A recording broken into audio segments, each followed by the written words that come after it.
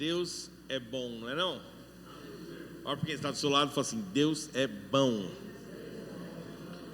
Como diz lá no Goiás, é bom. Olha para quem está do lado e fala assim: Deus é bom. Bom, Ele é bom e bom muito mesmo. Glória a Deus. Gente, é uma alegria muito grande estar aqui. Conheci o pastor Jairzinho através do meu irmão. E meu irmão tem família aqui em Aracaju. Eles se conheceram, foram visitar meu irmão lá nos Estados Unidos. Meu irmão liga para mim um dia e fala assim: ó, entre em contato com esse rapaz aqui que eu acho que vai dar bom. E deu bom. Não deu bom, deu bom. E louvo a Deus por vocês, louvo a Deus por essa igreja, pelo pastor, pela pastora, que Deus possa continuar abençoando vocês aqui nessa obra. Amém? Glória a Deus. É uma alegria estar aqui, de verdade mesmo. O pastor Jairzinho, como falei, esteve lá 2 vezes e eu vim aqui só uma vez. Só que o pastor Jairzinho elevou o nível, velho. Então, quando ele voltar no Valparaíso, eu vou ter que me virar dos 80, porque ele aumentou o nível. Então, vou tentar, pastor. Vou tentar. Estou aqui com a minha esposa, linda, Liliana Andréia, bem aqui. Eu não gosto de chamar ela de Liliana, só de Andréia, tá bom? Se você quiser perturbar ela no final do culto, fala: paz do Senhor, irmã Liliana. Ixi, ela veio na frente. Ela veio na frente. Vai dar uma saudação para a igreja. Paz do Senhor. Paz do Senhor, igreja. Eu tenho certeza que a nossa igreja iria realmente, os nossos irmãos iriam estar bem felizes vendo vocês. Iriam se alegrar. Um povo muito acolhedor, muito feliz. Gostei de vê-los. Amém. Amém. Amém. Não, tá bom. Rapidinho, como o pastor disse, qual que é o nosso destino final? Estar com o Senhor, não é isso? Morar com Ele? Então, deixa eu só deixar um versículo aqui. Olha, não é nem um versículo. A pergunta começa: se eu partisse agora, para a eternidade, eu teria certeza que eu vou morar com o Senhor? E por quê? Qual seria a resposta disso? Então está em Efésios 1, do versículo 3 ao... Cadê meu óculos? Está aqui. 14. Amém? Efésios 1, 3 a 14. Amém. Então tá bom. Amém. Glória a Deus. Essa é a minha amada esposa, que Deus me dá a graça de acordar todas as manhãs do lado dela, fazer café da manhã para ela. Que bênção. Meus queridos, nós cantamos agorinha, e foi gostoso demais. O pessoal levantando a mão, o pessoal cantando com bastante força, e nós cantamos: os céus fechados se abram, teu reino venha mover. A nossa fé e esperança estão em Deus, grande Deus. Não foi isso que nós cantamos? Eu tive que anotar, porque se eu fosse falar eu não ia dar conta. Os céus fechados se abram, teu reino venha mover. E nós cantamos com muita força. Os irmãos, eu confesso, estavam animados. E bom, é bonito ver isso. Tinha um irmão atrás de mim cantando, dando umas vozes assim diferentes. Eu falei: gente do céu, é um anjo que está aqui dentro hoje. Mas vocês pararam para pensar que se o reino de Deus vier mover, ele vai interromper muitos planos nossos? Já pararam para pensar isso? Ele sempre fala nos planos de Deus: Senhor, cumpra em mim os seus planos, e é lindo a gente falar isso. Mas se o plano do Senhor, se o reino de Deus vier mover, como nós acabamos de cantar aqui, muitos planos nossos vão ser interrompidos. E nós precisamos pensar nisso, porque nós estamos cantando e cantando isso com força. E quando nós falamos de destino, tem tudo a ver com isso. Porque tem muita gente que, quando fala em destino, entende que é algum lugar, é um ponto de chegada. E não deixa de ser. É isso mesmo, é um ponto de chegada. Eu saí do ponto A, vou chegar no ponto B. Qual que é o seu destino? Ponto B.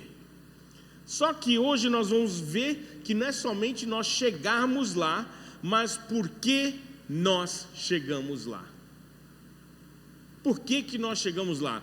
Porque tudo na nossa caminhada com Jesus tem um propósito. Jesus veio não só para fazer uns milagres, para ser bonitão. Não, Jesus veio para cumprir o propósito. E o propósito de Jesus foi morrer na cruz por nós. O destino de Jesus aqui se encerrava com a morte de Jesus na cruz. Só que ele é Jesus, é diferentão. Ele ressuscitou no terceiro dia. Posso ouvir um amém? Mas nós temos que entender que se nós estamos pedindo para o reino dele vir mover, os nossos planos vão ser interrompidos. Então hoje eu quero falar com vocês um pouquinho sobre um destino, o destino de uma pessoa na Bíblia que não foi interrompido, só que não se desenvolveu bem como ele esperava, mas não foi interrompido. Tem gente pensando, é Jonas com certeza.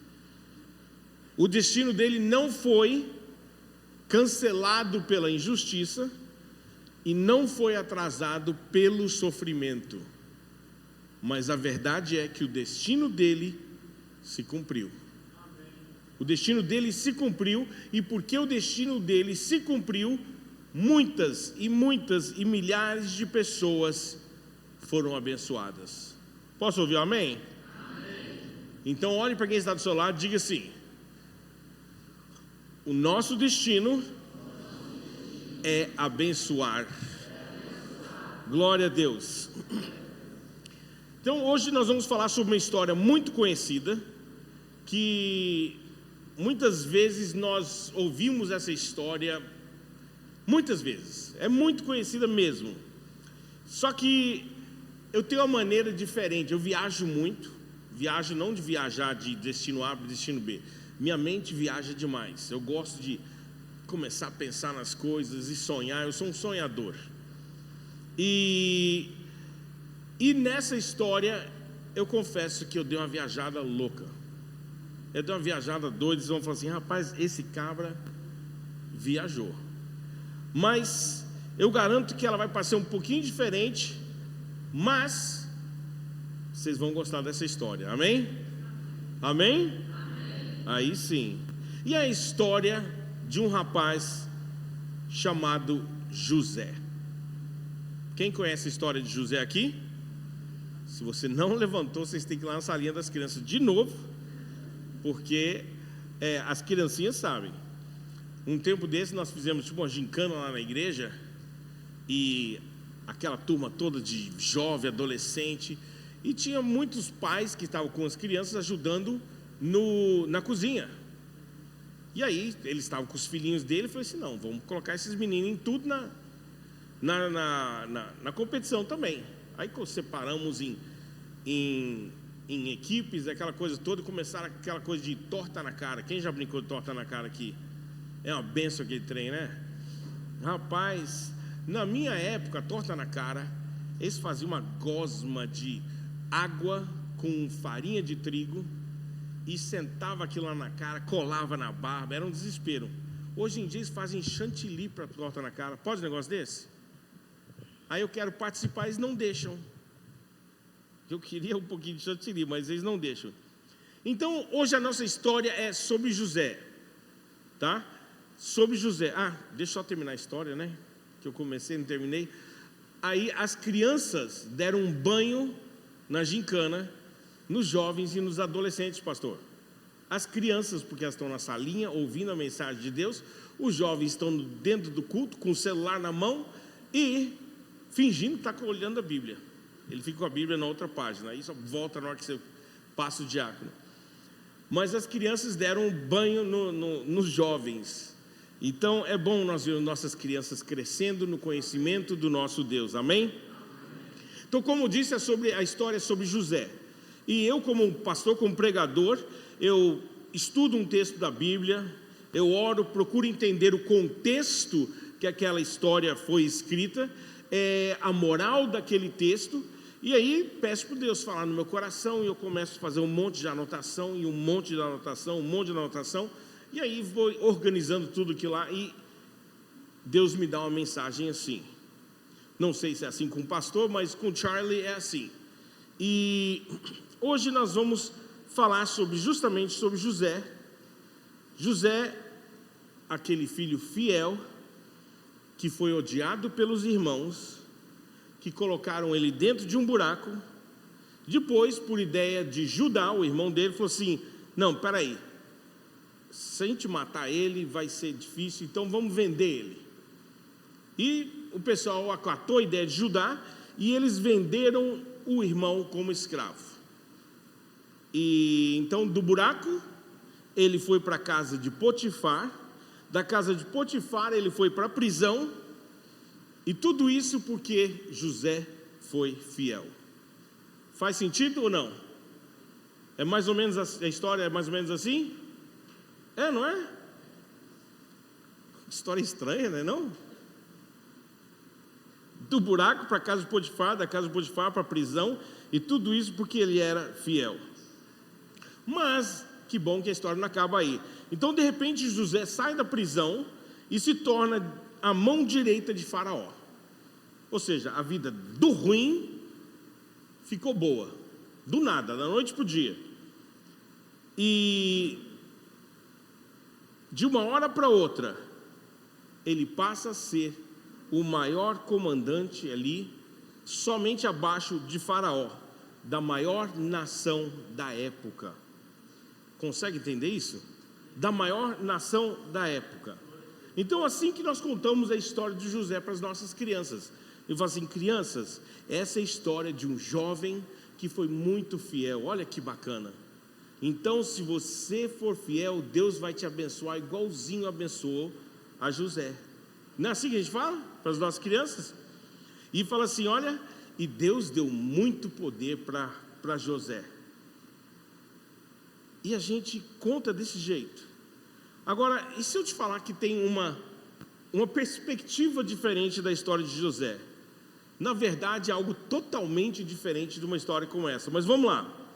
É uma história incrível e eu confesso, eu acho que vocês vão gostar muito. Então, antes de começar, vamos falar um pouquinho. Existem uma série de maneiras de estudar o livro de Gênesis, onde a nossa história se encontra, tá? Uma delas é nós dividirmos o livro de Gênesis em gerações. Então nós temos 10 gerações diferentes no livro de Gênesis. Em Gênesis 2 fala do início de tudo, a origem dos céus e da terra. Quando chega em Gênesis 5, nós falamos sobre a geração de Adão. Gênesis 6, nós falamos sobre Noé. Gênesis 10 já fala sobre os filhos de Noé, que é Sem, Cão e Jafé. E no capítulo 11 nós falamos sobre a geração de Sem. No capítulo 11 ainda fala sobre Terá, que era pai de Abraão, que também é uma mensagem incrível. Já lá no 25 falamos sobre Ismael, que era filho de Abraão. No capítulo 25 fala sobre a geração de Isaque, que também era filho de Abraão. E no capítulo 36 fala-se sobre Esaú, a geração de Esaú. Então nós temos somente mais uma divisão no livro de Gênesis, que é no capítulo 37. E fala justamente sobre a geração de Jacó. Então, mesmo nessa estrutura de estudo, essa estrutura literária de Gênesis, a história de José, preste atenção, a história de José não é sobre José, é sobre Jacó. Porque a história que é contada é sobre a descendência de Jacó.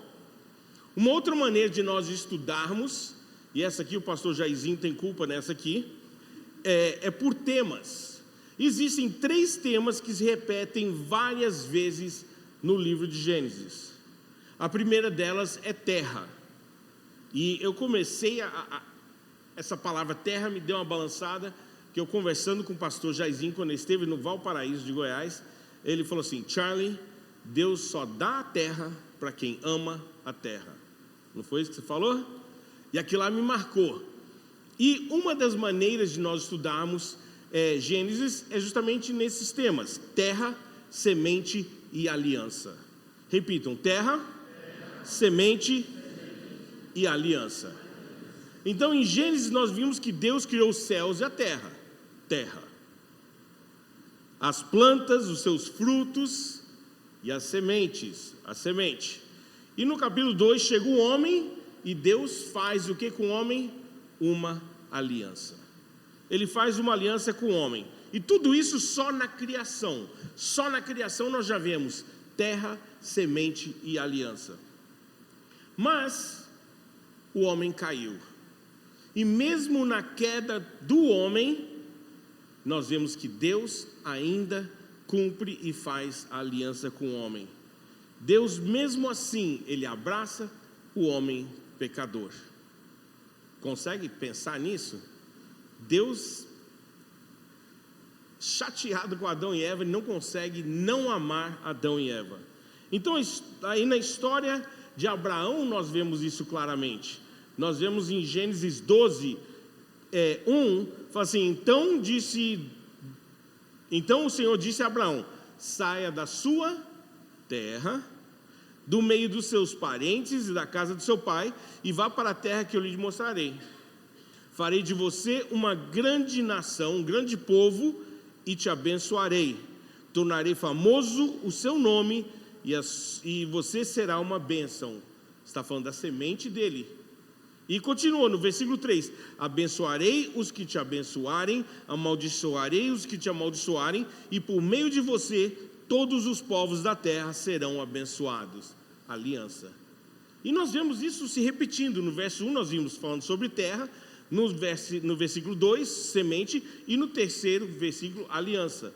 E nós vemos isso se repetindo no livro de Gênesis. E se nós pararmos para pensar, a semente, nisso tudo, existe uma semente prometida, que ela se move em direção do Antigo Testamento e ela chega até o Novo Testamento. Aí de repente, quando vira a página, o nosso Jesus nasceu. Ele é a semente prometida. É a semente que continua germinando até hoje, a semente que continua crescendo, e porque nós estamos enraizados no nosso Jesus, nós estamos agarrados na videira verdadeira que é Jesus, nós começamos a produzir frutos e nós começamos a ser não somente abençoados, mas nós começamos a ser abençoadores. Amém? Então vamos lá: terra, semente e aliança. Então, se nós ajuntarmos esses três temas e junto com a geração de Jacó, nós vamos ver que dá a história de José. Então, se a gente junta terra, semente, aliança e Jacó, nós vamos ter a história de José. E está todo mundo falando assim: rapaz, o Charlie não está fazendo muito sentido hoje não. O pastor está com a mão aqui assim, o que esse cabra vai falar? Mas vamos lá. José teve 3 sonhos diferentes. É importante nós falarmos por isso, porque José era um cara sonhador, um cara que sonhava muito. Então, o primeiro sonho é onde os irmãos dele, filhos de Lia, eles tinham que se prostrar diante de José. E tinham que se prostrar diante de José, e José tinha uma túnica. Ele tinha uma túnica que o pai dele tinha dado para ele. Agora tem um detalhe: Jacó, ele não amava Lia, ele amava Raquel, que era a irmã dele, de Lia.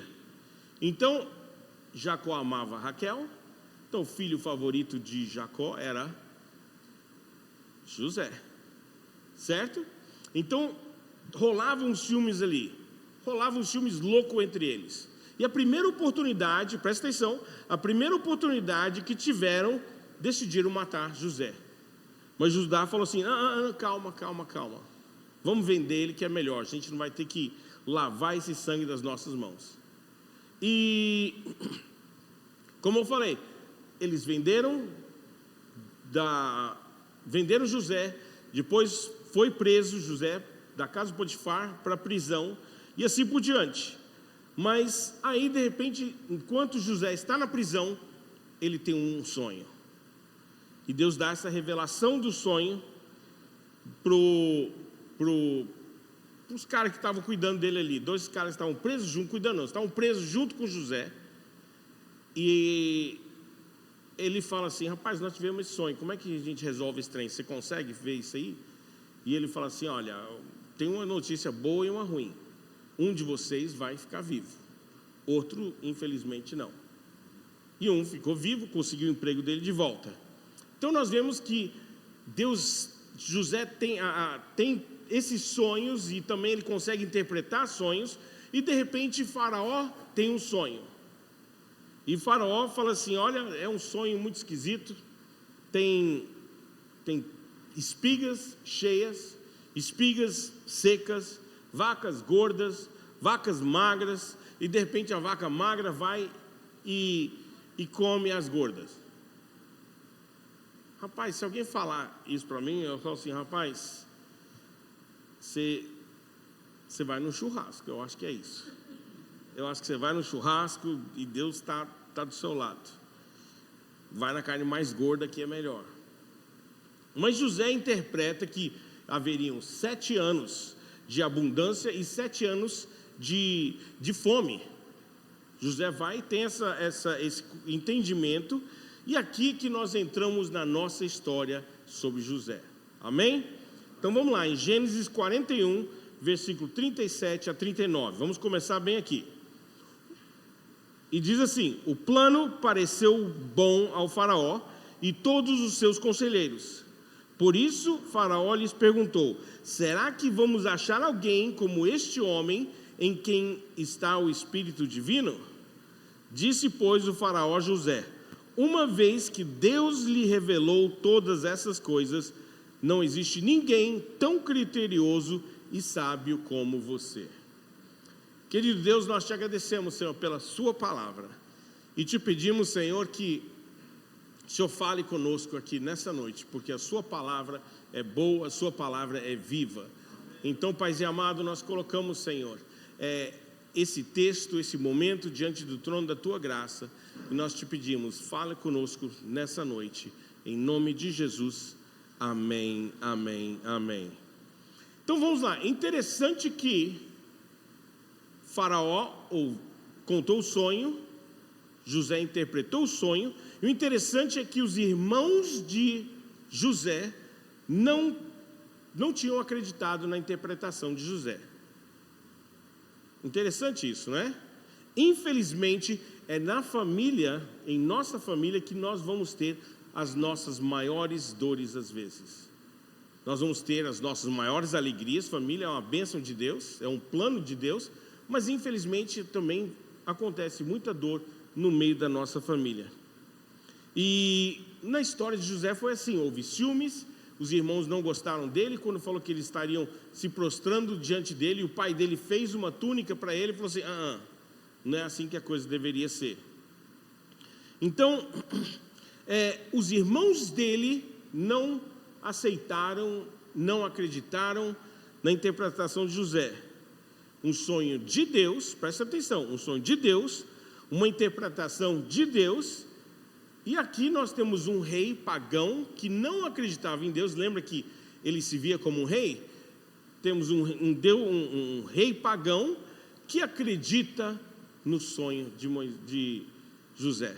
Consegue entender isso? Faz sentido isso? É estranho isso. E no versículo 39 ele fala assim: Deus lhe revelou todas essas coisas. Só um detalhe: ele não acreditava em Deus. Então Deus que ele está falando, ele falou assim: olha, isso foi algo divino que te trouxe algum tipo de iluminação, e ele conseguiu entender o meu sonho. Então, mas não era o Deus que nós conhecemos, não é o Yahvé que nós conhecemos. Então Faraó escuta aquilo, fala: cara, só pode ser revelação de Deus. Só pode ser Deus de alguma forma mostrando, mas lembrando que não é o nosso Deus, é algo divino. Quem já ouviu pessoa falar assim, que a luz te acompanhe, que os bons espíritos sejam contigo. E o povo tem um monte de maneira. Quando você fala assim, para qualquer pessoa, eu comecei a pegar a mania de conversar com alguém, qualquer pessoa, na hora que eu vou sair fora, Deus te abençoe. Aí o pessoal fica às vezes sem saber o que responder. Aí alguns falam que a luz também te acompanhe, outros falam só nós todos. E assim vai. Mas não preste atenção, não é que Faraó estava entendendo que Deus realmente existia. Ele falou, olha, foi algo divino, alguma coisa assim, alguma luz que abriu a mente dele. Então vamos lá, para Gênesis 41, 40. Se você quiser manter o dedinho aí, pode manter, que nós vamos continuar nesse capítulo. E Faraó fala assim, você terá o comando do meu palácio, e todo o meu povo se sujeitará às suas ordens. Somente em relação ao trono serei maior que você. Então, toda casa, presta atenção, quando nós vemos a história de José, toda casa que José parava, ela prosperava. Todo lugar que José parava, aquele lugar prosperava, aquele lugar crescia.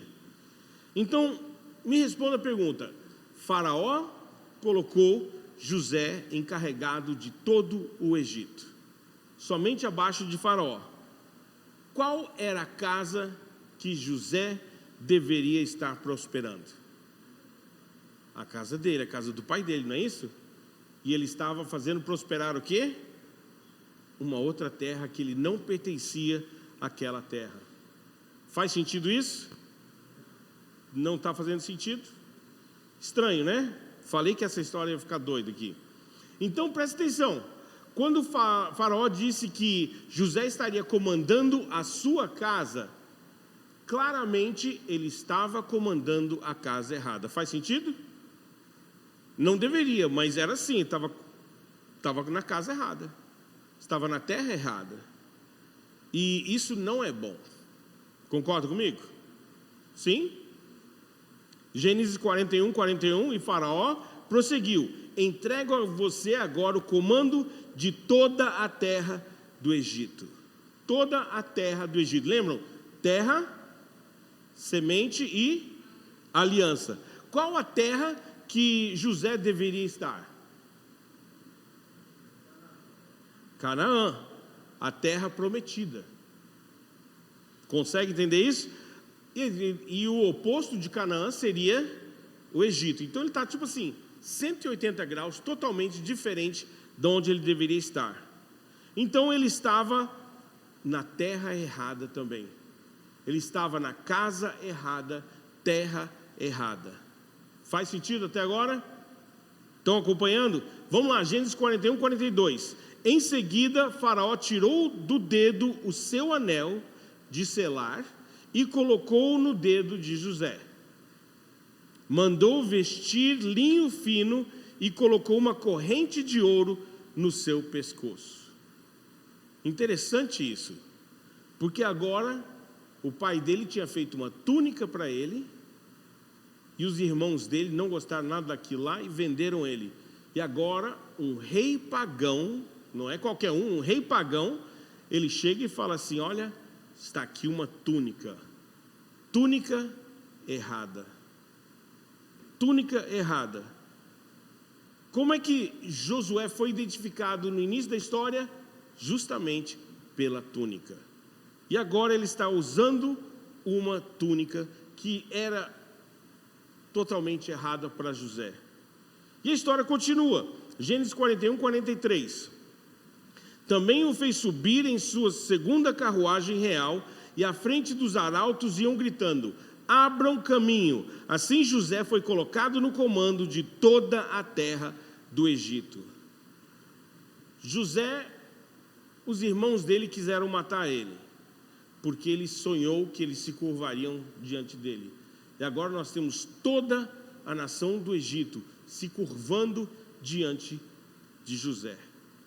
Olha só que loucura. E anos depois, nós vemos José com tudo isso mudado, de uma hora para outra. Só que ele estava no lugar errado, no tempo errado, tudo parece que estava dando errado para ele. Vamos continuar, Gênesis 41, 44, agora que fica interessante. Disse ainda Faraó a José: eu sou o Faraó, mas sem a sua palavra ninguém poderá levantar a mão nem o pé de todo o Egito. O Faraó deu a José o nome de Zefanate-Paneia. Olha o nome que o Faraó deu para ele, Zefanate-Paneia, e lhe deu por mulher Asenate, filha de Potífera, sacerdote de On. Depois José foi inspecionar toda a terra do Egito. Perceberam? O nome dele era José. E agora o nome dele seria Zefanate-Paneia. Nome errado. Nome errado. E é importante a gente pensar aqui que o nome que José tinha era um nome que mantinha ele ligado, é um nome que se identificava, lembra que eu falei de identidade na quinta-feira? Era um nome que se identificava com o povo da aliança. E até isso foi tomado de José. Ele agora se chamava Zefanate-Paneia. Então o rei pagão dá um nome pagão para José. Quantas vezes nós vemos filhos de crente agindo como se nem conhecesse a Deus? Eles ouviram a palavra, ouviram o nome de Jesus, foram criados segundo o Evangelho, aí eles crescem e começam a andar num mundo totalmente errado para eles, porque eles são filhos da promessa. E era isso que tinha acontecido com José. E ainda nesse mesmo versículo nós vemos que ele recebeu uma mulher como esposa, Asenate, que era filha de um sacerdote pagão, ou seja, também casou com a mulher errada. Tudo errado. Tudo errado. E nós ensinando os nossos filhos: olha, se você também for bonzinho e fiel igual José, vocês vão receber a bênção que José recebeu. Estranho, né? Parece que foi assim: não, o Charlie acho que está contando uma outra história, não é, pastor? O Charlie está contando uma outra história e não sei não. Mas vamos lá, 46, versículo 46, e nós vamos ir até o 41 agora. E presta atenção. E vai assim: José tinha 30 anos de idade quando começou a servir ao Faraó, rei do Egito. Ele se ausentou da presença do Faraó e foi percorrer todo o Egito. 47. Durante 7 anos de fartura, a terra teve grande produção. 48. José recolheu todo o excedente dos 7 anos de fartura do Egito e o armazenou nas cidades. Em cada cidade ele armazenava trigo colhido nas lavouras das redondezas. Assim, José estocou muito trigo como a areia do mar. Tal era a quantidade que ele chegou até parar de anotar, porque ia além de toda medida. Antes dos anos de fome, Asenate, filha de Potífera, sacerdote de On, deu a José 2 filhos. Ao primeiro, José o deu o nome de Manassés, dizendo: Deus me fez esquecer todo o meu sofrimento e toda a casa do meu pai. 52. Ao segundo filho chamou de Efraim, dizendo: Deus me fez prosperar na terra onde tenho sofrido. Presta atenção. José deu o seu nome aos seus filhos, nomes hebreus. José deu nomes hebreus para os filhos deles, e é importante nós falarmos sobre isso, porque ele deu aos filhos nomes que os ligavam à aliança. Ele deu para os filhos dele nome que ligavam à aliança. Então nós temos que entender que nós temos sim que abençoar os nossos filhos, sempre ligar os nossos filhos a essa aliança. Mas vocês se lembram, eu falei sobre terra, semente e aliança. Então, apesar de tudo parecer errado na vida de José, ele estava ainda assim se identificando com o povo da promessa. Então imagina só uma situação aqui que ele tinha poder lá no Egito, e então está ele lá na segunda carruagem de Faraó, e chega um dos governadores, um dos prefeitos, vamos chamar assim, chega um homem lá e fala assim: ô Zefanate Paneia, como é que você está? Fala assim: eu estou bem, graças a Deus. Eu estou vendo que você cresceu aqui no Egito. Ele: sim, cresci, olha que bacana, né? Eu estou vendo que agora você tem um filho. Ele falou: sim, eu tenho um filho.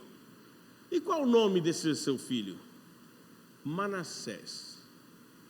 Manassés? Não parece um nome egípcio. Não, não é não. É um nome, que nome é esse? É um nome hebreu. Um nome hebreu? Mas o que significa? E ele fala assim: Deus me fez esquecer todo o meu sofrimento e toda a casa do meu pai. Em outras palavras, lá no Goiás, ele diria assim: eu abri a mão. Eu abri a mão. Eu larguei a mão. Assim que a gente diria lá, larguei a mão. Mas eles não te venderam como escravo? Sim, venderam. Mas eu larguei a mão, abri a mão. Mas eles não te abandonaram? Eles vieram atrás de você? Ei, eu abri a mão, larguei a mão. Mas por acaso eles te procuraram depois? Ou larguei a mão, não interessa se eles fizeram isso. Eu abri a mão. José escolheu, preste atenção, José escolheu se enxergar através da lente da aliança de Deus.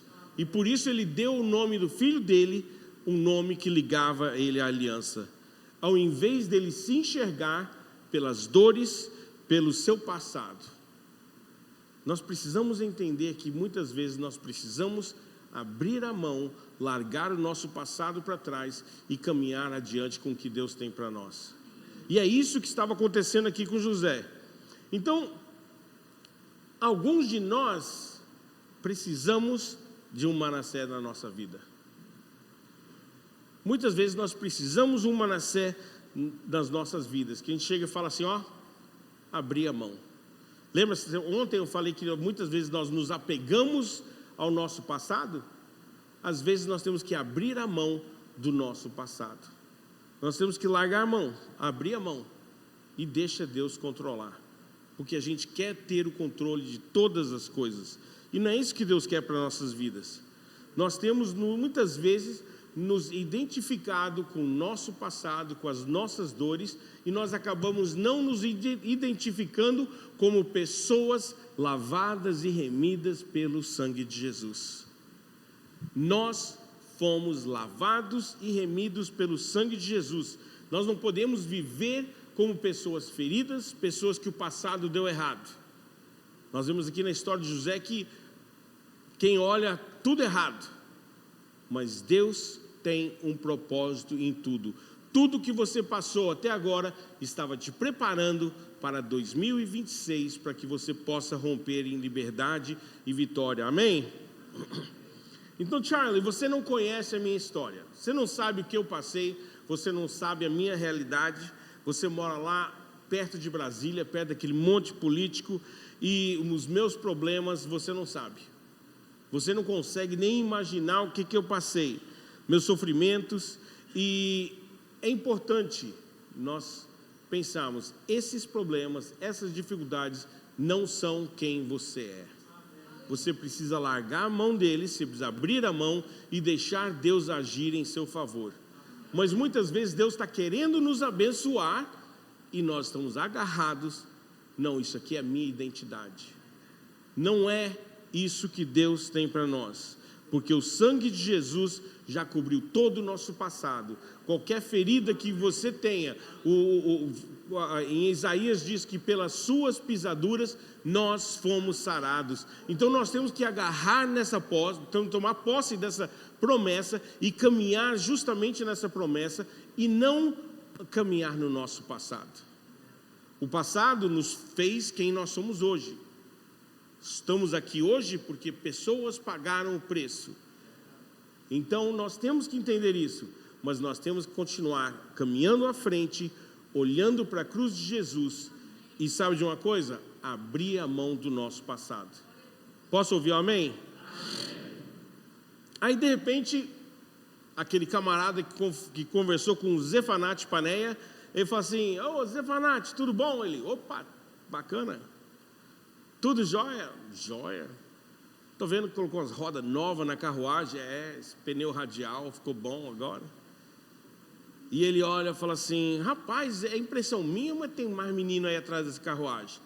Tem mais um menino. É mesmo? É. E qual que é o nome desse menino? Esse aqui já tem um outro nome. O nome dele é Efraim. Efraim? Eu não conheço esse nome, não. Como se Zefanate fosse bom, né? Eu não conheço esse nome, não. Conhece não, hein? Por quê? De onde que é esse nome? Esse é um nome hebreu também. Um nome hebreu? E o que significa isso? Preste bastante atenção. Deus me fez prosperar na terra onde tenho sofrido.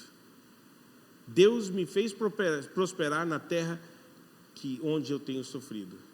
Presta atenção. Nós falamos no primeiro dia: o meu destino é o céu. Se o nosso destino é o céu, a nossa terra, a nossa casa não é aqui. E a verdade é que não existe lugar melhor do que na presença de Deus. Não existe lugar melhor do que estar aos pés do nosso Senhor. E nós precisamos entender isso, porque qualquer lugar fora da presença de Deus sempre vai ser a terra do nosso sofrimento. E nós precisamos viver os nossos dias dessa forma. Parece que eu brinquei ontem que eu, sendo americano, casado com uma chilena, escondido lá no Goiás, qualquer lugar vai ser terra do meu sofrimento. Que é uma confuseira que nem sabe o que é. O pessoal fala assim: Charles, você é americano, por que você não volta para os Estados Unidos? Eu falei assim: rapaz, eu estou no Brasil, eu sinto saudade dos Estados Unidos, sinto. Mas quando eu estou no Brasil, ou quando eu estou nos Estados Unidos, eu morro de saudade do Brasil. Então, enquanto eu não vou para o céu, o Brasil vai sendo o meu lar. E Paulo coloca isso de uma forma muito clara. Ele fala assim: para mim o viver é Cristo e o morrer é lucro. O morrer é ganho. Ou seja, o céu é meu lar. Eu estou aqui somente de passagem.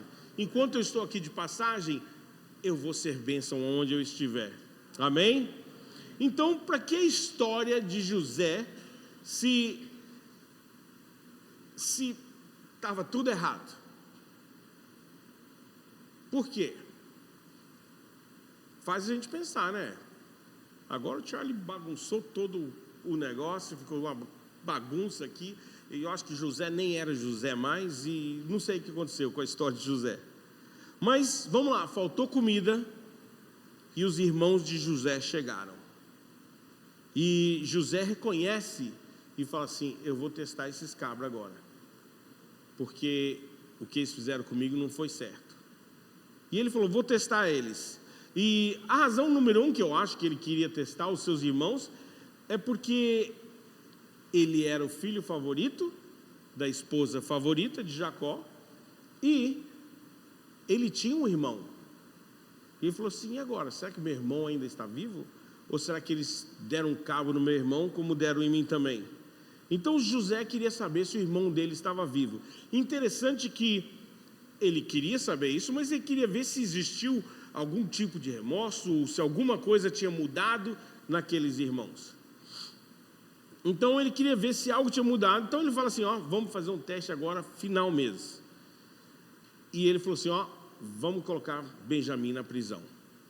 Vamos prender Benjamim, que é o meu irmão, filho da minha mãe. Então quero ver o que vai acontecer. Então colocaram a taça do rei lá dentro da mochilinha dele, aquela mochilinha que ele tinha de ir para a escola, e levaram. Ele falou assim: vamos ter que prender seu irmão. E de repente, aquele irmão que falou assim: vamos vender ele. Ele fala assim, não, pera. Eu fico no lugar dele. Houve uma mudança, não houve? O que vendeu José agora fala assim, não, eu fico no lugar dele. E nas nossas vidas isso também tem que acontecer. Nós temos que nos colocar na posição dos nossos irmãos, dos nossos parentes em Cristo, nossa família em Cristo, e nós precisamos nos colocar muitas vezes no lugar deles. Mas Judá, que era aquele que nem imaginava, eu imagino José ali, espantado, falou assim, e agora? Ele vai ficar no lugar do Benjamim? Por que ele não ficou no meu lugar antes? Imagina o tanto de pergunta que não passou na cabeça de José. Imagina o tanto de questionamento que ele não teve. Mas vamos lá, vamos continuar aqui em Gênesis 45, 1. Nós vamos ir até o versículo 8. E diz assim, a essa altura José já não podia mais se conter diante de todos que estavam ali e gritou, façam sair todos. Assim ninguém mais estava presente quando José se revelou aos seus irmãos. E ele se pôs a chorar tão alto que os egípcios ouviram, e a notícia chegou ao palácio de Faraó. Então disse José aos seus irmãos, eu sou José, meu pai ainda está vivo? Mas os seus irmãos ficaram tão pasmados diante dele que não conseguiam responder.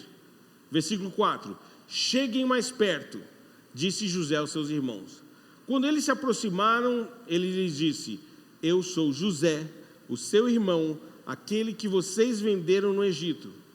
Agora não se aflijam nem se recriminem por terem me vendido para cá. Olha o que ele fala.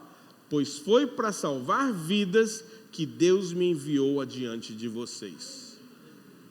E ao 6, ele continua. Já houve 2 anos de fome na terra e nos próximos 5 anos não haverá uma colheita.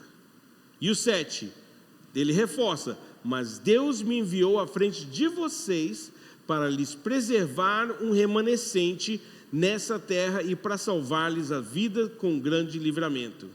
Assim, preste atenção, assim não foram vocês que me mandaram para cá, mas sim o próprio Deus. Ele me tornou ministro do Faraó e me fez administrador de todo o palácio e governador de todo o Egito. A versão de José é muito interessante, porque a história não começou assim. A história começou com tragédia.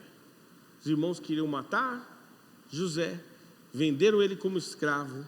Ele chegou na casa de Potifar, a esposa de Potifar quis ele falou assim, não vou fazer isso, ele foi preso.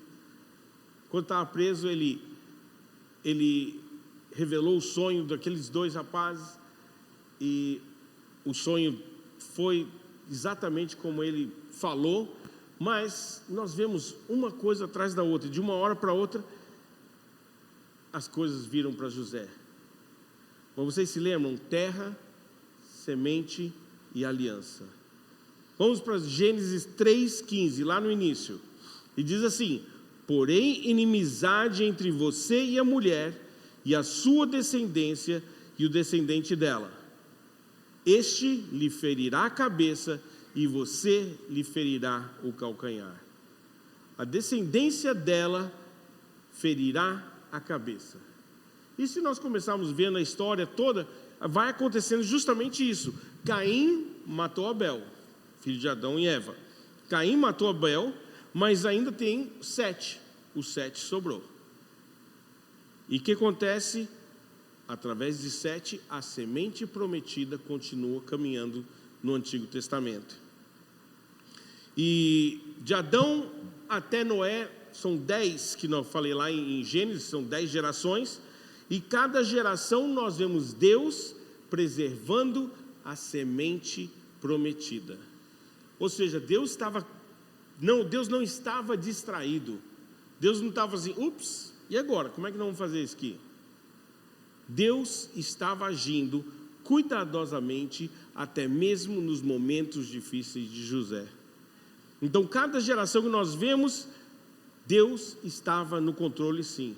E a linhagem, ela continua, vai através de Sem, e eventualmente chega até Abraão. Depois de Abraão nós temos Isaac. Isaac tem 2 filhos, que é Esaú e Jacó. Jacó tem seus 12 filhos, mas por causa de toda essa tensão em José, muitas vezes a gente para e pensa e fala assim, ele veio, a semente prometida foi através da vida de José.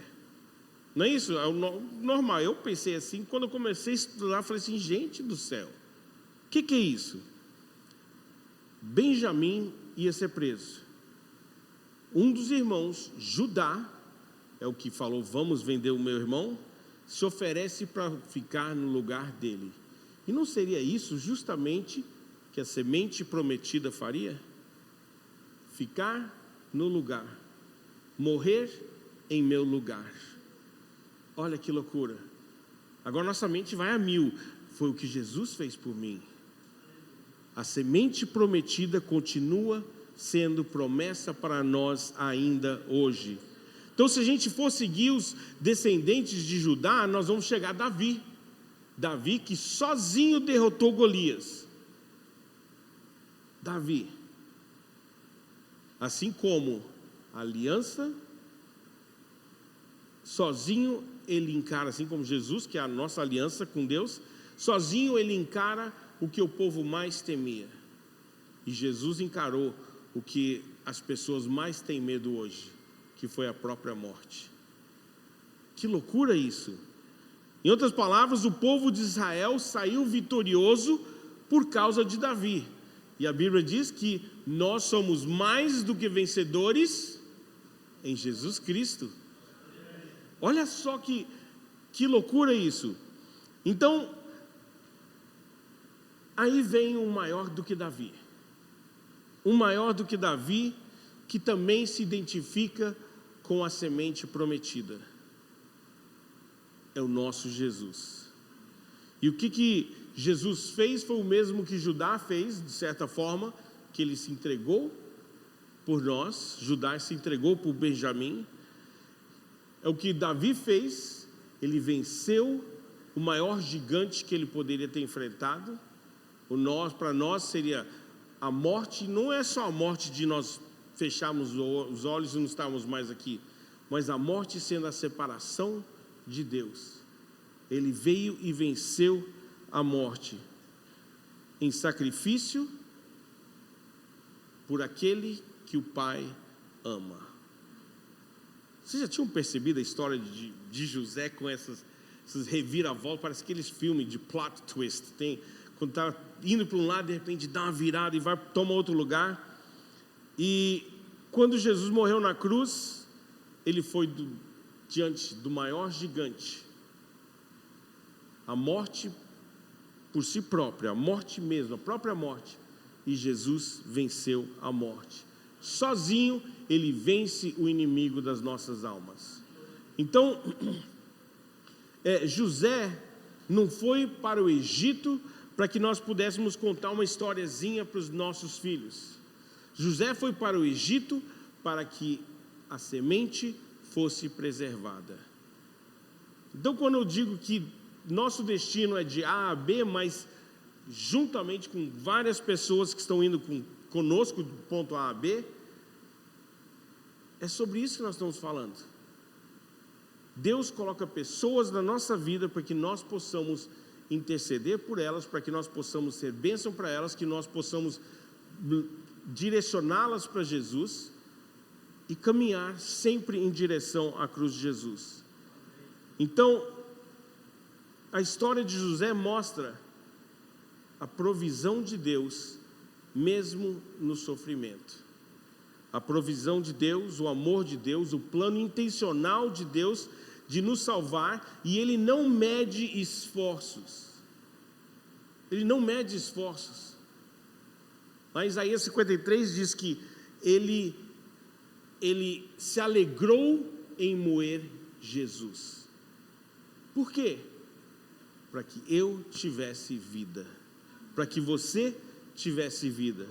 Então a história de José, ela vai mostrar que Deus pode usar as nossas circunstâncias, ou seja, os nossos problemas, as nossas situações, Deus pode usar isso para transformar tudo isso em bênção. Porque Ele usou fome para trazer provisão. Não foi isso que aconteceu na história de José? Ele usou escravidão para trazer liberdade. Não foi isso que Ele fez na história de José? E Ele pode mesmo até vencer a morte, e venceu a morte, para que nós tenhamos vida. Só Deus para trabalhar dessa forma, porque nós não conseguimos, a gente não consegue entender. Como assim? Morte para que eu tenha vida, escravidão para que eu seja liberto. Não faz sentido. Fome para a provisão de Deus. Não faz sentido. Mas Deus, no seu plano incrível de salvação, nos trouxe até aqui, porque existe pessoas que mesmo que tateando, precisam encontrá-la. E o nosso Deus, Ele é o Deus do improvável. Ele é o Deus do que Ele transformou nada em tudo. Não é isso que Ele fez? E só com a palavra dEle. Ele transformou nada em tudo. Ele nos transforma de pecadores em santos. Ele muda nós que estávamos feridos, agora somos curados. Nós estávamos distantes de Deus, agora estamos próximos a Deus. E é isso que Deus faz. É isso que Deus faz. Eu sou pastor na Ibival hoje, mas eu não era o escolhido para ser o pastor da Ibival. Muito pelo contrário. Eu e meu pai, meu pai foi um excelente pai, mas nós dois éramos muito diferentes e nós batíamos a cabeça. Eu queria estar fazendo missões nas escolas e meu pai acha que o povo tinha que estar dentro da igreja. Eu falava assim: rapaz, esse prédio grande aqui não é nada, nós vamos para o céu e esse prédio vai ficar. E ele: não, isso aqui é a igreja de Deus. E eu bati muito com meu pai de frente por conta disso. Até que Deus enviou uma cubana que morava lá na Flórida e veio aqui para o Brasil. Eu conheci essa moça e Deus mostrou tudinho para ela em sonho, onde que ela estaria passando, com quem ela conversaria. E de repente um dia, um amigo meu que conhecia ela falou assim: Charlie, tem essa senhora aqui, ela e o marido dela, eu queria muito que você conhecesse eles. Aí beleza, fui conhecer. E a hora ela foi fazer um lanche lá em casa. E ela olhando, eu vendo que ela olhava, eu falei assim: essa mulher está olhando minha casa desse tanto, hein?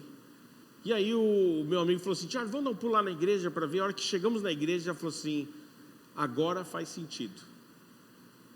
Eu falei assim, que ela estava do meu lado quando ela falou agora faz sentido. Eu falei assim: como assim? Ela falou assim: Charlie, dias antes de eu vir para cá, para o Brasil, Deus me deu um sonho, e eu não entendia que sonho era esse. Eu entrava numa casa, fazia um lanche numa casa, e tinha uma cachorra, que a cachorra que eu tinha, uma Golden, e essa cachorra pulava em mim, brincava comigo, e depois a gente saía dali e chegávamos num templo muito grande, um prédio muito grande. E Deus falou assim para mim: olha, Deus falou que de fora, por fora, está exatamente como eu quero. Por dentro vai tudo mudar. E nós temos vivido um tempo de mudança na Ibival. Nós temos vivido, ou seja, aquele lugar Deus nos colocou em 2026 ali, porque pessoas, mesmo que tateando, possam encontrá-lo. Meu pai queria que um outro rapaz fosse pastor ali na Ibival. Ele chegou um dia, esse rapaz convenceu meu pai que eu queria roubar a igreja dele, pastor. E eu fui convidado a me retirar da Ibival. Eu não tinha te contado essa história, não tinha, não? Eu fui convidado a me retirar da Ibival. Falei: meu Deus do céu. Foi um ano terrível. E eu sei que meu pai teve um AVC. E aí, quem que ficou cuidando do meu pai? O Charlie. Não estou falando isso para a honra e glória do Charlie, não, muito pelo contrário. é mostrar que os planos de Deus, mesmo quando tudo parece estar desmoronando, Deus tem um propósito. Meu pai falava assim, eu acredito que o Charlie é um homem de Deus. Eu estava fazendo missões nas escolas, todo mês numa escola diferente, no prazo de... quantos anos? Não, foram acho que quase 10 anos. Nós tivemos em... Isso mesmo, 90 e tantas escolas. 90 e tantas escolas. E eu achava, de verdade, eu aceitei o desafio para me tornar pastor, porque eu acreditava que eu seria pastor nas escolas. É o que eu achava. Eu falei assim, não, eu sou pastor de escola, não sou pastor de igreja. E eu, como bom filho de pastor, eu era o que dava canseira ao meu pai.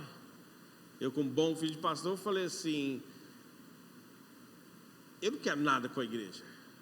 A minha igreja é o mundo. Mas existe a importância de um lugar para nós nos congregarmos, porque aqui nós entendemos que nós somos o corpo de Cristo. E quando meu pai teve AVC, eu comecei a cuidar dele. Logo, pouco tempo depois, minha mãe faleceu. Aí ele veio morar dentro da minha casa, junto comigo. E eu querendo resolver as nossas tretas. Eu falava com ele e falava assim, não me lembro disso. E é claro, me dá agonia. De repente o Espírito Santo falou assim, Charlie, não é a respeito dele, é a respeito de você. Você que tem que entender que no meu reino as coisas são diferentes. Você tem que entender que tudo que você passou está te preparando para esse momento. Você tem que entender que não é sobre o que você quer ou o que você gosta. É sobre o que eu quero e o que eu quero fazer aqui no Valparaíso. E eu estou escolhendo colocar você no meio disso tudo. Então, eu era o filho mais improvável para ser pastor na Ibival. Mais improvável. O meu irmão Richard, está os sogros dele aqui, ele estava mais à frente na lista. A minha irmã Diane sempre foi o braço direito do meu pai. Mas Deus mudou tudo de uma forma. Diane e Richard moram nos Estados Unidos. Hoje eu pastorei Ibival e Deus está fazendo algo diferente. Ele tem mudado toda a estrutura ali. E é o que o Charlie está fazendo? Não, é porque o Charlie sabe que o Charlie não consegue. Se ele não depender da vontade de Deus, ele não vai dar certo. Então nós temos que entender, assim como a história de José, preste atenção, que parecia tudo errado, Deus tinha um propósito até mesmo naqueles erros. Então eu não sei o que você está passando, eu não sei o que você passou na sua vida, eu não sei o que aconteceu com você, eu não sei, mas a verdade é que Deus sabe e nada passou despercebido. Nada passou despercebido, muito pelo contrário, Ele te colocou aqui em 2026, aqui em Aracaju, para que pessoas, mesmo que tateando, possam encontrar Jesus. E eu vou encerrar, quero convidar o pessoal do louvor para vir aqui à frente. Eu vou encerrar com aquele versículo de Atos 17, 26. De um só, Ele fez todos os povos, para que povoassem a terra, tendo determinado os tempos anteriormente estabelecidos e os lugares exatos em que deveriam habitar. Deus fez isso para que os homens o buscassem e talvez tateando pudessem encontrá-lo, embora não esteja longe de cada um de nós.